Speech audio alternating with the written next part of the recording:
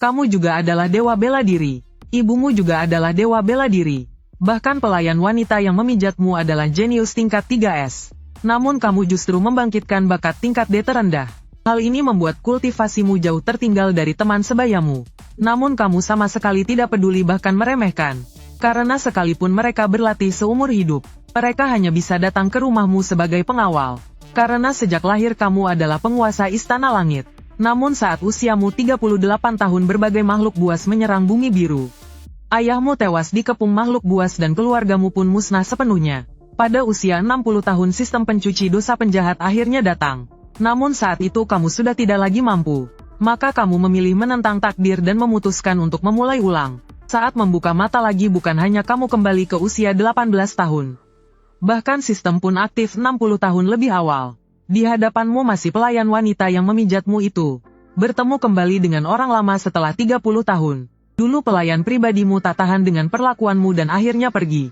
Kini dirinya telah menjadi raja bela diri tingkat 8. Kamu sadar telah menyakitinya dan memutuskan untuk meminta maaf dengan tulus. Hadiah misi bakat tingkat dewa Kaisar Hitam. Kamu tidak menyangka pelayan di hadapanmu kelak akan menjadi raja bela diri tingkat 8. Bahkan lebih tidak menyangka hadiah misi adalah bakat tingkat dewa. Maka kamu segera meminta maaf. Huazi Yue, maafkan aku. Selama ini aku lebih buruk dari binatang. Bukan ini diatur jadi apa? Aku sungguh tulus menyadari kesalahanku. Dulu aku bukan manusia dan tidak memikirkan perasaan orang lain. Tolong beri aku kesempatan ini. Tidak apa-apa, sebenarnya aku tahu tuan muda adalah anak baik, hanya saja emosinya besar. Selamat tuan rumah berhasil menyelesaikan misi sedang membagikan hadiah. Bakat tingkat dewa Kaisar Hitam. Memiliki tubuh abadi mampu menelan seluruh energi dan kekuatan spiritual. Mengubahnya menjadi kekuatan sendiri dan secara alami menekan semua bakat. Detik berikutnya tingkat kultivasimu langsung mencapai tingkat 1 lapis 8. Saat kamu tenggelam dalam keterkejutan kekuatan baru ini. Tuan muda, apakah kita pulang sekarang? Atau main kaki sebentar lagi? Ini benar-benar terlalu biadab. Bagaimana mungkin seorang pria terhormat melakukan hal seperti ini? Lain sebentar saja. Wajah Huaziyu memerah dan bersiap melangkah lebih jauh. Tiba-tiba pintu ruang privat didobrak terbuka. Seorang pria masuk dengan langkah angkuh.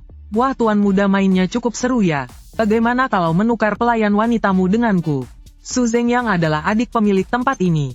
Matamu sedikit menyipit. Di ibu kota masih ada yang berani bicara seperti itu padamu. Saat ini Su Zhengyang jelas tidak tahu siapa dirimu. Dia hanya mengira kamu playboy pemboros biasa. Kau tahu siapa pemilik tempat ini? Cepat pergi, kalau tidak selamanya kau tidak bisa masuk. Kata-katanya belum selesai tubuhnya sudah terlempar.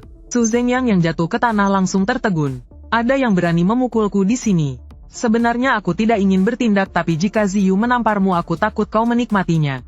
Lagi pula yang tiba lebih dulu dari tamparan adalah aroma samar dari ujung jari gadis itu. Tuan muda sedang melindungiku. Meski dia hanya pelayanmu, namun dia memiliki bakat SSS dan kultivasinya tentu tidak lemah. Dia dengan tajam menyadari sesuatu. Sejak kapan kecepatan tuan muda menjadi secepat ini? Lalu apakah kau tahu siapa aku? Sebenarnya dengan levelmu kau tidak berhak berbicara denganku. Tapi aku memberimu kesempatan untuk mencari mati melampaui kelasmu. Keributan ini sudah menarik perhatian orang di koridor. Banyak tamu mengintip. Gila, itu bukankah tuan muda kedua keluarga Su? Dia benar-benar dipukul. Tunggu, kenapa aku merasa orang yang memukul itu agak familiar? Su Zhengyang benar-benar marah. Dia bisa jelas merasakan kultivasimu hanya tingkat 1 lapis 8. Sementara dirinya sudah mencapai puncak tingkat 1. Tepat saat serangan berikutmu akan menghantam. Su Zhengyang mundur cepat dan nyaris menghindarinya. Untung saja bakatku adalah membaca pikiran. Aku bisa memprediksi gerakanmu. Sekarang kulihat bagaimana caramu. Kode super, kode super, kode super. Di dalam kepalamu langsung bergema kata-kata kotor tak terhitung. Sama sekali tidak memberi niat bertarung untuk diprediksi. Su Zhengyang belum sempat bereaksi sudah menerima 3 tamparan lagi. Jangan pukul lagi, jangan pukul lagi. Saat ini bukan hanya tubuhnya yang terluka parah. Mentalnya juga menerima hantaman berat. Tepat saat itu terdengar teriakan marah yang berwibawa. Berhenti. Mendengar suara itu kerumunan langsung memberi jalan. Seorang pria berwajah dingin melangkah besar mendekat. Dialah kakak Su Zhengyang, Suhai. Awalnya dia datang untuk menyelamatkan adiknya. Namun setelah melihat jelas wajahmu, wajahnya langsung pucat. Sial, ini orang besar itu. Kak, cepat selamatkan aku. Dia berani memukulku. Patahkan satu kakinya. Xiao Su, bukankah aku sudah bilang tidak boleh ada siapapun masuk ke ruanganku? Begitukah caramu bekerja, Xiao Su? Semua orang tertegun, bahkan Su Zhengyang pun tercengang. Terlihat kakaknya yang biasanya sangat berwibawa, justru berlutut dengan suara keras. Maaf Tuan Muda Ye, ini kesalahanku. Dalam sekejap seluruh tempat gempar.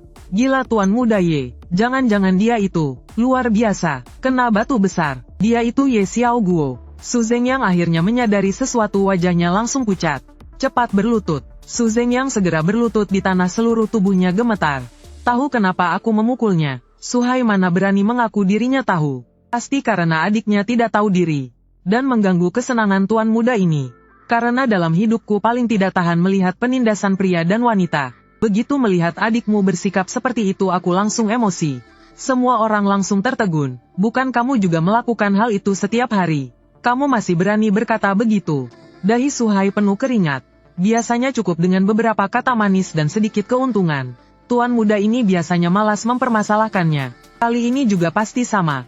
Memikirkan itu, Su Hai segera memaksakan senyum. Tuan muda Ye, adikku buta mata telah menyinggung Anda. Begini saja setiap kali Anda datang ke klub kami saya berikan kartu hitam tertinggi. Semua konsumsi gratis dan ruang VIP terbaik selalu tersedia. Pecundang boros ini paling suka datang bermain ke sini. Beri sedikit keuntungan pasti bisa menenangkannya. Serius, sebagus itu? Tentu saja, bukan hanya itu. Kau kira aku ini orang bodoh? Sekarang aku suruh kau melumpuhkan adikmu ini. Kalau tidak besok klub busukmu ini kujadikan toilet umum. Hanya kartu hitam ingin menyingkirkanku. Ayahnya pejabat mana yang tahan ujian seperti ini? Wajah Su Hai langsung pucat. Si boros pencari kesenangan yang dulu mudah disuap dengan sedikit keuntungan. Hari ini justru begitu kejam dan tegas. Su Hai mengertakkan gigi, matanya memancarkan niat kejam. Kalau terus begini bukan hanya klub ini. Keluarga Su pun bisa hancur. Dia menghantamkan telapak tangan ke dantian Su Zhengyang. Seketika lautan ki miliknya hancur. Seluruh kultivasi Su Zhengyang musnah. Su Hai masih tidak berani berhenti. Ia segera menamparkan dirinya sendiri dengan keras beberapa kali. Tuan muda Ye, mohon ampuni aku. Ingatkan keluarga Su jangan bertingkah berlebihan. Ibu kota tidak membutuhkan keluarga yang lebih arogan dari keluarga Ye. Setelah berkata demikian kau membawa Hua Ziyu yang matanya berbinar lalu pergi. Su Hai berlutut di tempat, tubuhnya basah oleh keringat dingin. Tuan muda besar keluarga Ye ini telah berubah. Kau dan Hua Ziyu keluar dari pintu utama. Sebuah supercar merah gelap sudah terparkir di depan. Detik berikutnya mobil itu mengaum seperti binatang dan melesat ke malam. Di dalam mobil Hua Ziyu akhirnya angkat bicara. Tuan muda sepertinya sudah berbeda. Berbeda di mana? Dulu tuan muda sama sekali tidak mungkin menamparkan Su Zhengyang tingkat puncak tahap 1. Sudahlah, pijat bahuku saja. Tapi tanganku agak pegal. Bukankah masih ada kaki? Setengah jam kemudian di kediaman keluarga Ye. Supercar perlahan berhenti di depan sebuah istana megah. Namun sebelum mereka turun, teriakan marah yang kasar terdengar dari dalam rumah. Ku Ye Yuantian menganggap tidak punya anak seperti itu. 2 hari penuh tidak pulang. Kalau dia kembali akan kupatahkan kakinya. Suaranya mengguncang hingga genteng di dinding halaman bergetar. Mendengar ayahmu murka kau tak bisa menahan langkah. Pada saat itu teks muncul di hadapanmu. Saat memikirkan ayahmu yang telah tiada, hatimu perih karena belum sempat menunjukkan perubahanmu padanya. Tugas diterbitkan, hidupkan kembali Ye Yuantian. Dan dapatkan pengakuannya. Hadiah tugas teknik Dewa Matahari Hitam. Saat ini kau mendengar keributan di dalam rumah lalu terdiam. Bukan bro, aku belum mati. Tuan muda kepala keluarga sepertinya sedang marah. Bagaimana kalau kita menghindar dulu? Aku menghindari dia. Sekarang justru kesempatan terbaik menyelesaikan tugas. Maka kau langsung melangkah masuk dengan santai. Hua Ziyu terbelalak. Bukankah tuan muda paling takut pada kepala keluarga? Aula utama kediaman Ye Yuantian berdiri di tengah aula dengan wajah muram. Anak durhaka, kau masih tahu pulang? 2 hari ini kau pergi melakukan apa? Dia hampir mati karena marah. Bagaimana mungkin seorang dewa bela diri punya anak seperti ini? Aku pergi berlatih. Kau pergi minum lagi Apa yang kau katakan? Ye Yuantian yang hendak meledak tiba-tiba tertegun mendengar kalimat itu. Berlatih. 2 kata yang terasa asing. Kau sedang membual padaku. Aku lebih percaya makam leluhur meledak. Daripada percaya kau benar-benar berlatih. Ayah, aku benar-benar berlatih. Berhenti bicara omong kosong. Apa kau tahu berapa banyak orang mengadu sekarang? Mengatakan kau menindas pria dan wanita serta mudah mematahkan kaki orang. Apa? Siapa yang memfitnahku? Biarkan aku menemukannya, pasti kupatahkan kakinya. Di atas kepala Ye Yuantian perlahan muncul sebuah tanda tanya. Saat Ye Yuantian hendak melanjutkan omelan, aura tubuhmu tiba-tiba bergetar. Gelombang energi tingkat 1 lapis 8 dilepaskan tanpa ditahan. Merasakan peningkatan kultivasimu, Dewa Bela Diri ibu kota ini tidak langsung senang. Pupilnya justru menyusut dan ia berdiri mendadak. Celaka makam leluhur. Di atas kepalamu juga perlahan muncul sebuah tanda tanya. Tugas selesai. Teknik Dewa Matahari Hitam. Di aula utama keluarga Ye, dua orang saling menatap. Ye Yuantian menarik napas dalam, lalu menggunakan kesadaran ilahi yang kuat menyapu arah makam leluhur keluarga Ye. Setelah memastikan tak ada keanehan, ia pun tenang. Kau benar-benar pergi berlatih. Tapi mengapa kultivasimu meningkat sebanyak ini? Ini baru 2 hari. Ayah, 2 hari ini aku terus menyendiri berlatih keras. Menyendiri di tempat pijat dan bernyanyi. Kau bergumam dalam hati, ternyata ini pun ayah tahu. Sebagai ayah, Ye Yuantian tentu sangat mengetahui keberadaanmu. Tapi anaknya sendiri malah menyepi di tempat seperti itu. Pijat kaki juga disebut jalan kultivasi. Kau tak kuasa menghela napas. Sambil melirik teknik baru yang baru kau peroleh, Matahari Hitam Pekat. Matahari Hitam Pekat setelah dilatih darahnya dapat menyembuhkan semua luka. Api hitam mampu memusnahkan segalanya. Jika mencapai puncak bahkan bisa memengaruhi jalur matahari. Memang layak disebut teknik tingkat dewa. Seharusnya tugas sistem untuk menghidupkan kembali Ye Yuantian sangatlah sulit. Tak disangka Ye Yuantian di dunia nyata sama sekali belum mati. Langsung menjadi jauh lebih mudah. Saat ini Ye Yuantian masih setengah percaya. Ia terlalu mengenal putranya sendiri. Bakat tingkat D seharusnya berlatih seminggu pun belum tentu menembus tingkat 1 lapis 8. Tiba-tiba Ye Yuantian teringat sesuatu, wajahnya berubah. Kau tidak memakai pil peningkat kultivasi secara paksakan. Pil semacam itu memang bisa menaikkan tingkat sementara, tapi akan merusak fondasi dan tidak sebanding. Ayah, apa yang ayah bicarakan? Apa di mata ayah aku terlihat seperti sampah yang hanya tahu bersenang-senang? Apa ayah masih belum mengenal diriku sendiri? Kau diam-diam memaki kekacauan kehidupan lalu yang terlalu sulit dibersihkan. Akhirnya kau memutuskan untuk berbohong.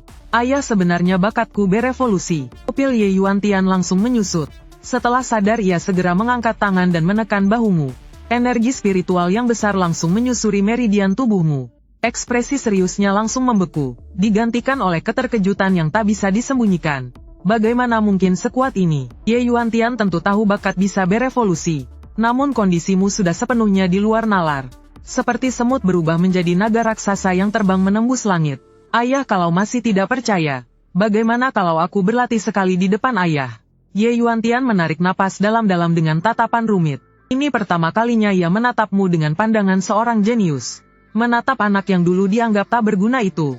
Dia tiba-tiba menjentikkan jarinya. Ruang terdistorsi dan pemandangan sekitar langsung berubah. Dalam sekejap ayah dan anak sudah berada di sebuah ruang kultivasi. Energi spiritual di sekeliling begitu pekat, hampir mencair dan mengalir di udara.